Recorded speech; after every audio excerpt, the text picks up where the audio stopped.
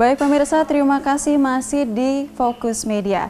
Dan pemirsa, di segmen kedua ini kita akan melanjutkan untuk membahas berita-berita menarik lainnya.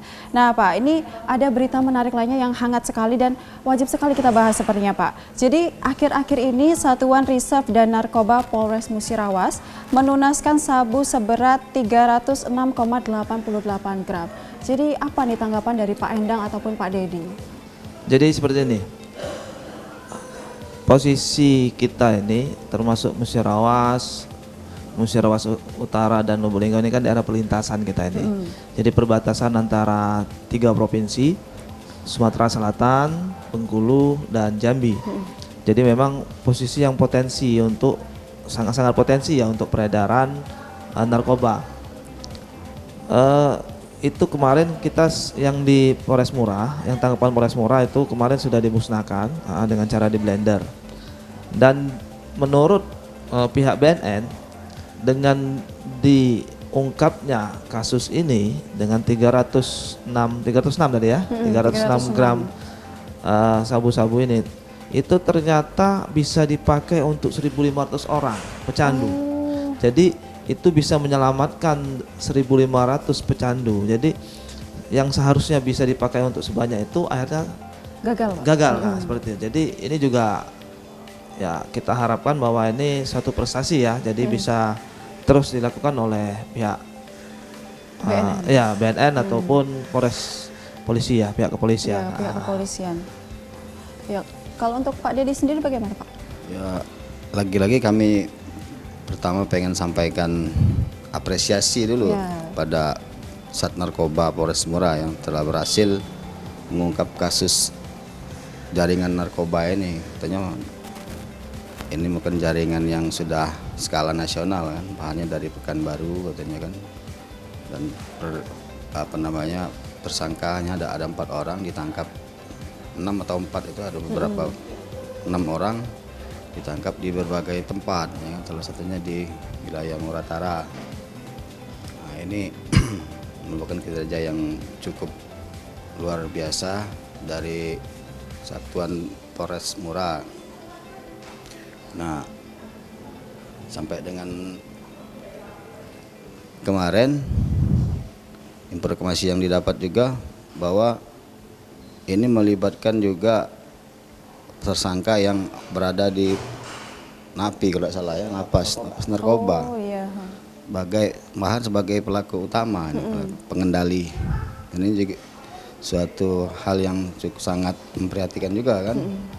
Di yang notabene sebagai narapidana masih bisa mengendalikan jaringan narkoba ini. Ini juga patut menjadi perhatian yang serius bagi instansi lapas ya. Sesuai dari pernyataan Kepala BNN bahwa dengan dimusnahkannya 306,88 gram sabu ini ya bisa menyelamatkan anak bangsa dari jeratan narkoba, penyalahgunaan narkoba ini. Jadi kita juga itu tadi lagi-lagi memberi apresiasi kepada Sat Narkoba Polres Lubulingga. Oke, dan jika kita berbicara mengenai penyalahgunaan narkoba, ini sepertinya sudah hal yang sering sekali kita jumpai Pak ya. Dan untuk masalah yang kita hadapi kali ini nih Pak, ini memang narkoba yang akan diedarkan di wilayah kita ini saja atau memang menyeluruh ke pulau-pulau lain mungkin? Jadi ini kemarin ini memang pengembangan ya.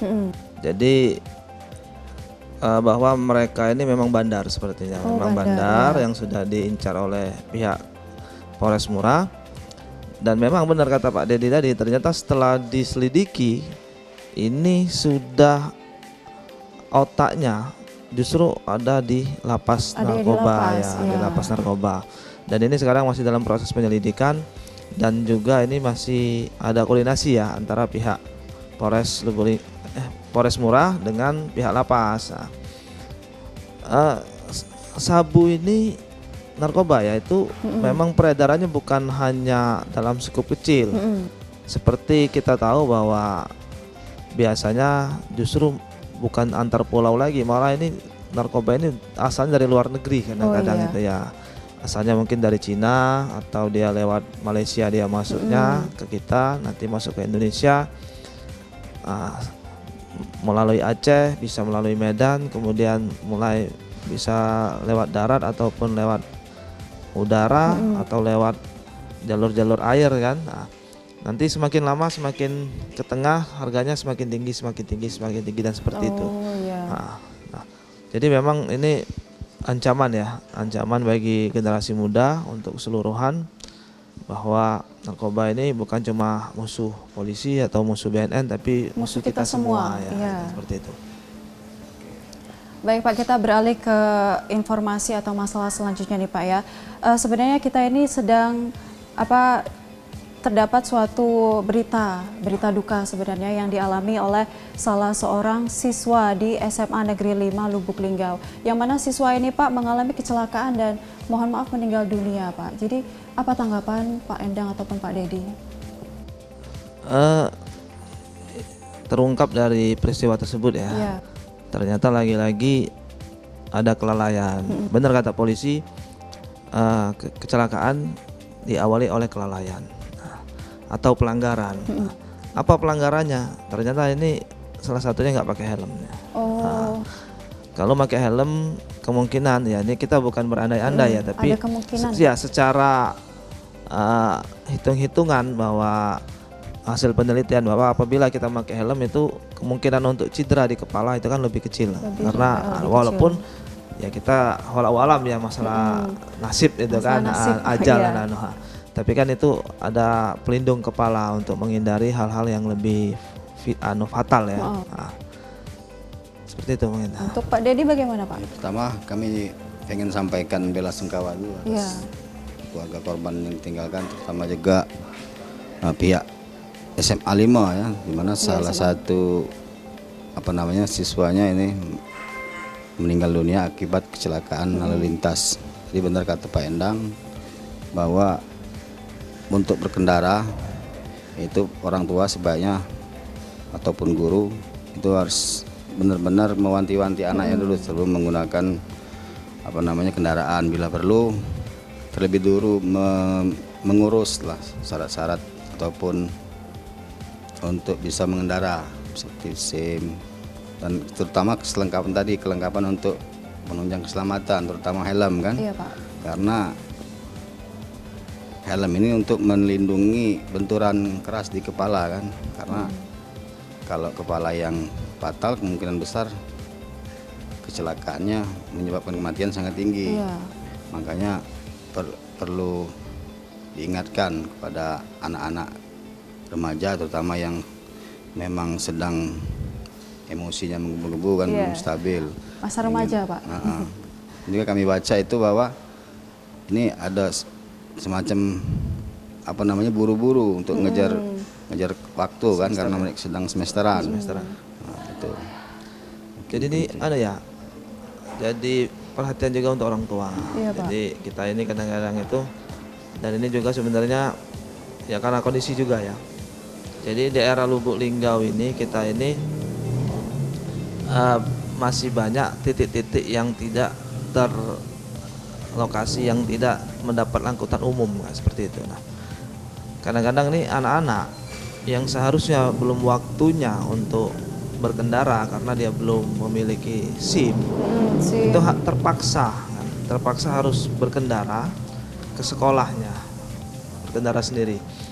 Ya karena mungkin faktor orang tuanya yang nggak sempat untuk ngantar karena ada kesibukan sendiri ya.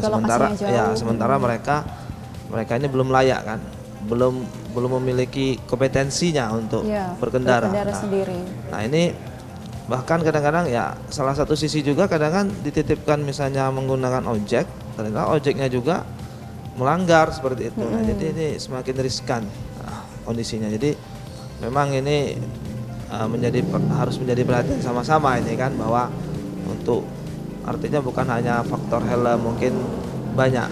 Jadi ini juga harus mengedukasi orang tuanya bahwa ada batasan umur untuk berkendara, terus kemudian untuk masyarakat juga, terus kesediaan fasilitas umum, kendaraan umum untuk menyampai dari kediaman mereka ke sekolah-sekolah seperti itu. Oke, jadi intinya Pak ya, untuk berkendara sendiri ini memang kita harus disiplin Pak ya. Demi keselamatan kita sendiri.